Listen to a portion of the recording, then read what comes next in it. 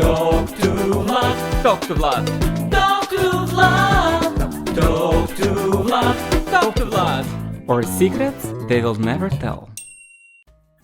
Hello, my dear friends, and welcome back to Talk to Vlad, or Secrets They Will Never Tell.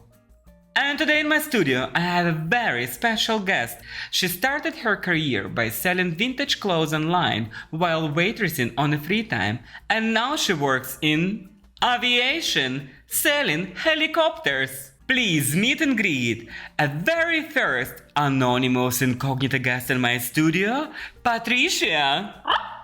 Episode title, High Heels Aviation. So, Patricia, I would like to start this episode by you telling us, why are you wearing a dog mask? So the thing is, I'm too famous and I don't want my fans to recognize me. And I would like you to tell us a little bit about yourself. Sure. My name is Patricia, as you know already. I'm not to wear this mask every day. It's only for occasions like this, the special ones. Welcome to Talk to Vlad, or Secrets They Will Never Tell, and I will protect the identity of my guests who would wish to stay anonymous. I was born in Odessa, in Ukraine, and I lived first 22 years of my life there, in Ukraine. And last 8 years I've been living in UAE, enjoying this time so much, meeting so many great people, like Matt. Thank you. Having fun, enjoying my life. So tell us about your family. What family have you been born to? I was born in absolutely classy post-USSR family. I grew up in Donbass region. I was going to the regular school, graduated. Some stuff happened, moved out of the city. In a couple of years ended up abroad. What was your family consist of? My mom, my dad, grandma, granddad, and cat. And a cat. Yeah. That is very nice. So growing up in such a regular family, what were your relationships with your parents? My parents were trying to take care of me as much as they could. At the same time, they did so many mistakes they didn't understand. Even myself, I didn't understand at that time, absolutely. They gave me a lot of valuable lessons and advices, especially my father. But the thing is, he was always looking at me not like the person whose blood I have. So the thing is, he was not my biological father. And another small drama about it, I realized it only after his death. Oh. Yeah. And how did you learn that? My mom told me, after he died, she just told me because she couldn't keep the secret anymore. And after that, I started to respect him even more. He always was... the person who wanted to provide to the family. Oh yeah, he was the one who wanted to give whatever he has, just to make sure I'm loved kid who got as much as he could give me. It's a lot of respect from a daughter to a father, I would say. And how is your mom now? Oh, my mom, she's doing great. I would say she's much more happier compared to times when I was a kid. She's married again to another guy. She, I would say, grew up a lot as a personality. She understood a lot of things she didn't know while I was a kid. And I'm really happy that she went through a lot of changes. That's cool. I'm glad to see and to hear that people are changing. And let's dive into your teenagehood, I would say. So tell me about your age from 16 and above. From 16 and above. So 16, I was already in university. Nice. Yeah, so the thing is, I went to school when I was 6 years old. I finished the school when I was 16. Obviously, I went to the university straight away. So when I was 20 years old, I graduated from the university as young economist. How was it growing up in Odessa? Yeah, and at the same time, the worst time happened in my life. And just at one moment, my family and me personally lost everything. and ran away from Donbass region, and I came back to Odessa, where I was born, and started life afresh. How did it all started? The life or the war? The war. The war. Oh, I heard planes, I heard explosions, and in 1 month we decided to move out of the city because we couldn't handle it anymore. It was just too scary and we didn't know what to do and why to stay in the same city.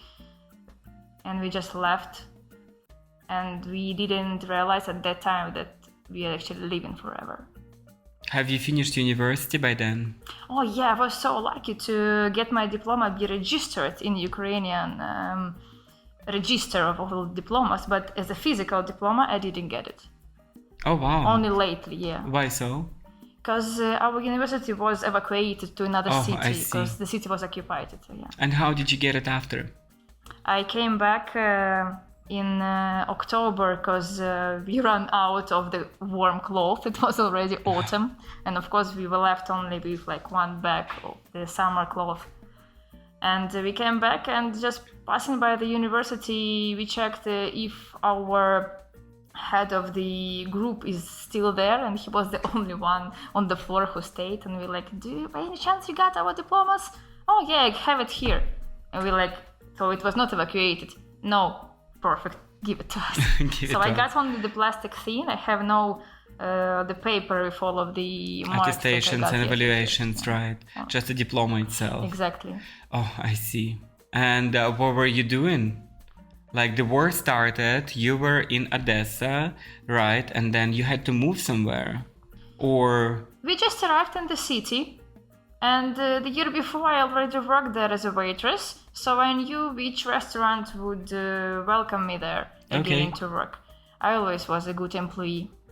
Always. And this is how you started waitressing. Yes. And where you lived? So we rented the room in... When you say we? Me and my ex-boyfriend at that time. Oh, right. Yeah, so we rented a room. But our grandmothers, they came, so we gave up our room for them, and we lived at work. So we've been working in this beach club during the day, and during the night we just stayed there. We just slept there. In a nightclub? Yeah, it was like the VIP room, it was our bedroom, that's it. It's funny now, but like you had to sleep at work. Yeah, it's funny now. At the same time, I do understand that it was not funny at all. But thanks God I was young, Right. I was 20 years old, and I didn't understand through what I was going. Okay. Now when I think about it deeply, it shocks me, but it's already in past. And I'm glad I went through these difficult times. It's made me stronger. I see. And besides of waitressing, like, did you had any plans? What were you doing? How did you spend your free time? So at the same time with waitressing, I started back in 2000, oh my God, what it was, 2013 maybe? No, in 2012 I started to sell vintage clothes in online. It was Facebook or Instagram and stuff. Where would you get these clothes from? In second hand, of course. In second hand, of course. It was kind of sport for us. Okay. We used to keep the line over the night next to the store before the opening, and we ran one of the first like 20-15 people in the store. We were running around, we've been checking, is it good, is it bad, is it fake, is it real?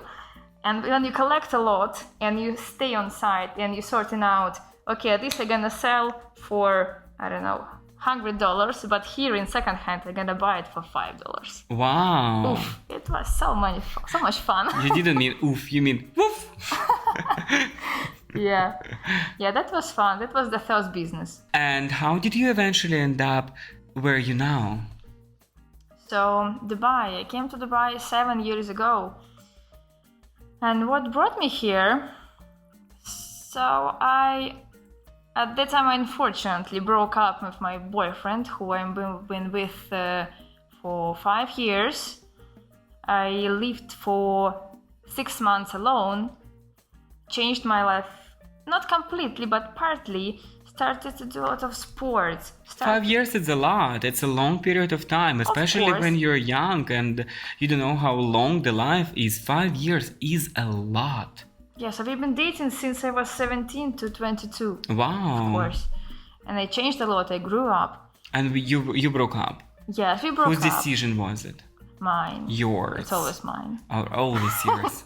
Wouldn't doubt that. This kind of girl. This kind of girl. Yes, but we still, we've been keeping in touch, even though we still keep in touch. I always talk to my exes, except last ex. So, yeah, I started to explore new hobbies. I started to do things I didn't do before.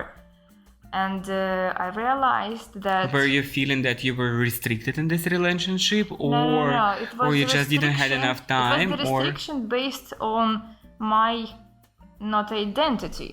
Ah. So I was not myself in the relationship. I was always depending on the person next to me, but not because of he was like pushing me or not allowed me to do something. It's like even when I started to do things I didn't do before, he asks me, but was I forbidden you to do something? And I'm like, actually no, I just didn't want to do it next to you, that's it. Yeah, and I realized suddenly that I cannot find myself. It's like I have no space to breathe here. And I remember that I woke up with the thought, why actually I'm not moving abroad? I wanted to do it, I wanted to try. And I called a couple of my friends who moved here to Dubai a couple of years before me. I asked what was their experience, how did they do it. At that time I actually didn't work in the restaurant I didn't work as a waitress already, I was a supervisor. Anyway, I didn't work in hospitality anymore for last year. And I was okay to try to come back to this field, but not in Ukraine, country. yeah, Right. but somewhere abroad. Mm-hmm. So I came here as a waitress with the salary $1,000 and started afresh. My English was shit. No. I couldn't speak like at all. I mean, I was too shy. I was too shy to do mistakes. And to speak normally, it took maybe 3 to 4 months. And especially like in waitressing. Well, it always takes practice, doesn't it? Yeah, but some people, you know, they just came and they started to speak. Did they? And Oh my I god, felt who are so those people? stupid I Who are the- couldn't do who are it. those people? Show me them. It was a lot. So All I right. felt stupid at that Okay. time. Well, it's a step of going through, you know. It's called acceptance. Of course, I remember I was going to the cinema for, doesn't matter which kind of movie, just to hear the proper English. All right. Yes. Totally get you. I did the same. Yeah, so that was the way. Yeah, I just came for the contract as So a waitress. walk me through your first day arriving to a new country. So the driver for the airport, he dropped me to my accommodation in the middle of the night. And of course the anxiety was high and I didn't know what to do. And I noticed 2 guys next to my windows. And I was like, okay, let's check. Maybe I can ask them actually where I came, but what the place is it? I went out. They drinking whiskey. Yeah, and I hear they speak my language. Ah, nice. So since that day, they are my good friends. Oh, cool. And with one of them, I still work together. Oh, nice. Yeah, so they become my Fantastic. friends. So when you came to UAE to work as a waitress. Yes. And how long you been working as a waitress for? 1.5 years. 1.5 year. What happened then? I resigned to change my job to the supervisor in another venue, another restaurant. And when I resigned already, I was on my notice period. And my friend, who used to work with me before, told me that she got the promotion and she is looking for a replacement for herself as an office manager and secretary. And I'm like, oh yeah, I resigned, but I don't feel like going out of hospitality, office job, like it's not for me, I never worked there.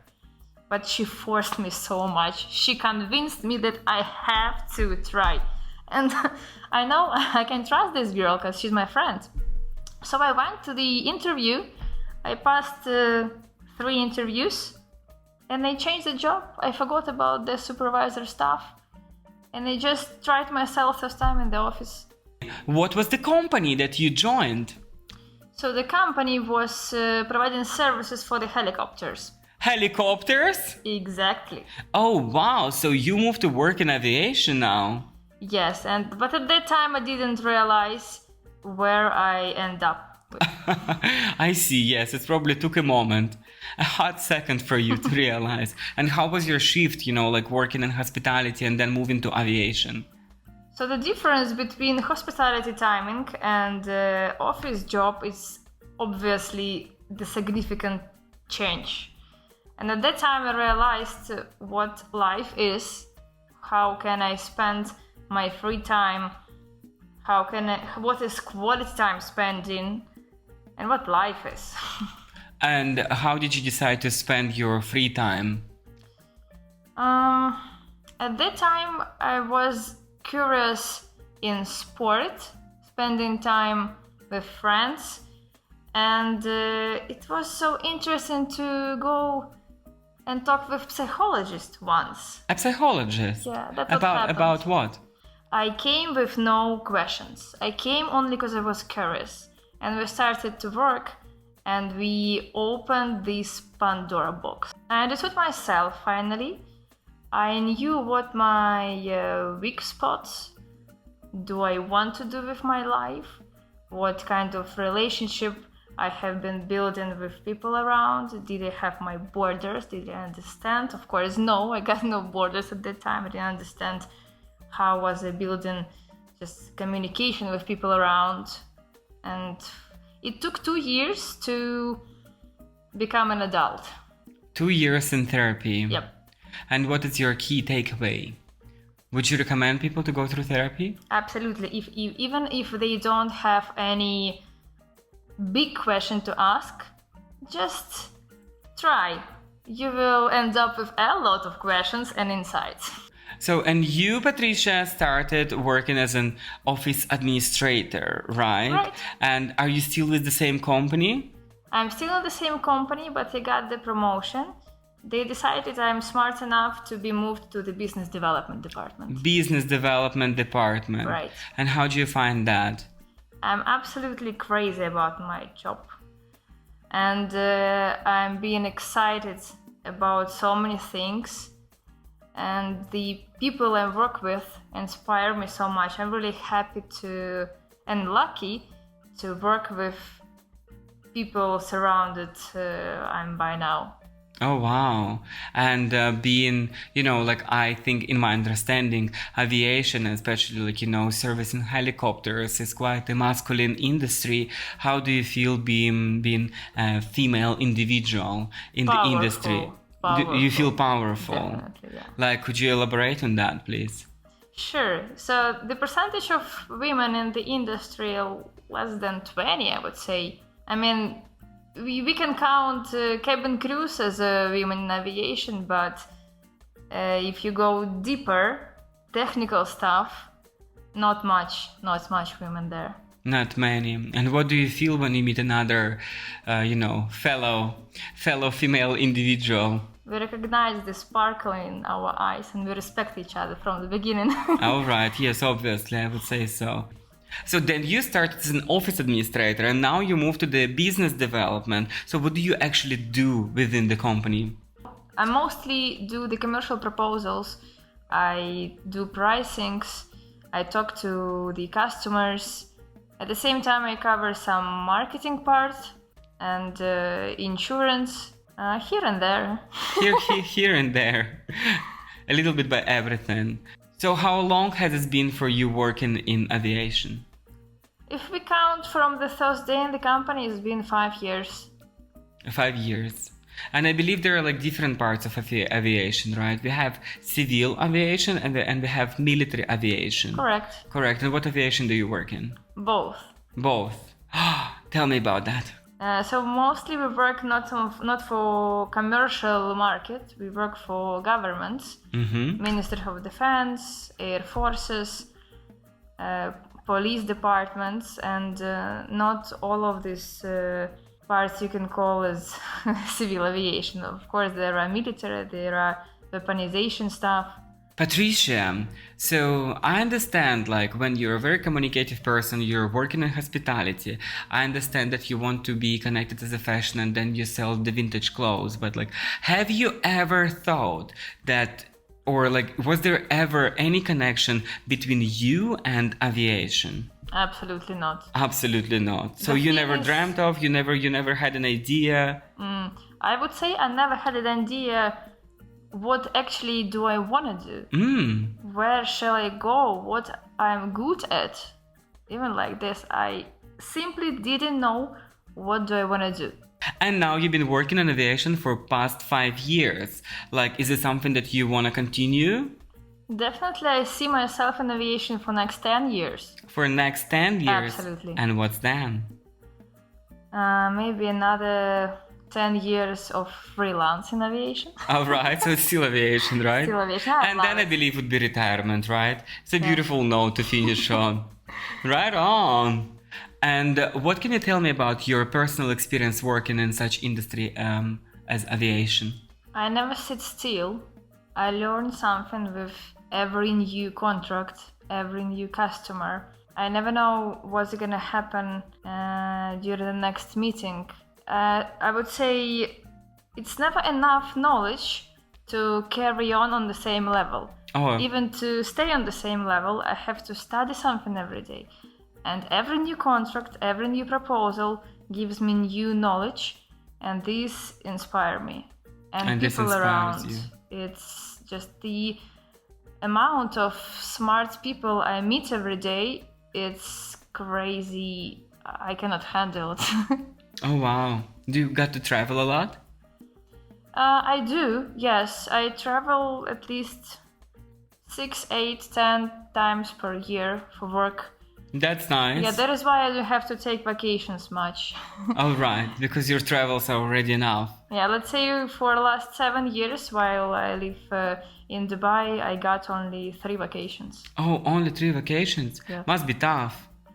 Now actually, it's just the way I work. If I go for vacation, it takes so much effort to bring back this mood and speed for work in the office. Right, I see. Yeah. It's easier for me to keep it in the same speed in the office. All right, as all the time. Yeah, the consistency. Yep. The consistency of the temp and the temp of work. Oh, I see. All right, Patricia. So tell me, how old were you when you sold your first helicopter? I'm not sure about the third helicopter, but the last one probably today. Today? So you were today years old when you sold your first helicopter? Let's put it this way. Let's put it this way. Interesting. And how much does helicopter cost? It all depends of the model and the configuration you need and the purpose you're gonna use it. Is it new one or used one? It simply can start from $1 to $2 and up to 25. From $1 million to $25 million. Yep. So this is how much the helicopter cost. Right. Interesting to know. How many details do we have in one single helicopter? I would say it's more than 4,000. More than 4,000 singular details. Right. I understand. And what is the most beautiful helicopter that you can name? On my opinion, it's UH-60 or Black Hawk. Black Hawk. Why do you think it's the most beautiful helicopter? Because it's military. Because it's military and... It's powerful, fast, and aggressive. So I know your passion is not only helicopters or aviation, but also tattoo. Oh, that's right. How many tattoos do you have? More than 20. More than 20 tattoos on your Right. body. And what are, let's say, 3 most important tattoos you've got? The top one is the first one I got actually is related to my family name. Let's keep it secret. Let's keep it incognito anonymous, right? All right. And the second top? The second one is bicycle. Bicycle. Yeah, because I used to ride the bicycle just daily. It was my transportation back home in Ukraine. Yeah, All right. And where is this tattoo? on my ass. On your what? On my ass. Okay. Which cheek butt, if I may ask? Left. Left. All right. I see. And what is the third tattoo? And the third one is obviously helicopter. A helicopter. You've got a tattoo of a helicopter. Absolutely. That's nice. And where is this tattoo? On my right ass. On your right butt cheek. So, and then Patricia, I have a couple of more questions industry related before we will write up this beautiful episode. I would say it's one of a kind indeed. And so if I want to learn how to fly a helicopter, where do I begin? So you shall start with private pilot license, or PPL they call it. I would suggest to go somewhere in Europe, like Greece, for example. They have the lowest prices and the quality of the training is still high. The price will be around $100,000 or a bit less, and it's enough to get the basic. And from there you can actually decide, do you want to fly the helicopter or the plane, what kind of. So Patricia, it's time to wrap up this episode, but before we will do that, I would like to ask you this question. What would be your advice for those aspiring individuals who want to break into the aviation industry and do what you do? So if you want to end up in aviation, you have to understand which field you actually want to go. So you can become a pilot, you can become a technician, you can become a technician who works with avionics, or technician who works with the fuselage of the aircraft. Or you can simply go to Emirates and join them as a cabin crew. It's also called aviation. Right. So as soon as you understand that, just pick the most professional company and look forward and understand, if I go there, what will I get? And as soon as I reach the point, what I got, where to move, where else to move. Because when you don't understand what is aviation and you just go to whatever direction you just pop up in your mind, that is wrong. You have to understand clearly for what are you going, particularly in this division. Thank you very much. It's such a great advice. I would say this advice could be applicable for any other industry, but particularly for aviation, such as, it's like one of the most precise industries that are out there. Patricia, I would like to thank you for coming to the studio and sharing your experience. What a journey you had. Growing up in Ukraine, never thinking, never dreaming of working in such industry as aviation, selling vintage clothes online, waitressing, and then moving across the globe, starting brand new life, ending up working in, helicopter industry. I would say, I don't even know how to say it. It's not an aviation. It's a helicopter industry. Working in the helicopter industry, coming here to the studio and sharing this experience. That is marvelous. I would like to thank you so much for doing that. Vlad, thank you for inviting me. You gave me the chance to share my story. I hope your audience gonna enjoy it. It was my pleasure to speak up and share the story. Thank you. You're amazing, of course, and you're welcome. Not only my studio, but anytime. You're welcome anytime. Thank you. Thank you very much. My dear friends, I would like to thank you for watching and listening to this show. If you enjoyed this episode, please subscribe, like, and leave me a comment. Should you have any questions to me or to Patricia, I am not gonna leave your direct contact, but you're more than welcome to send an email to host@talktovlad.com, and I will see you bi-weekly.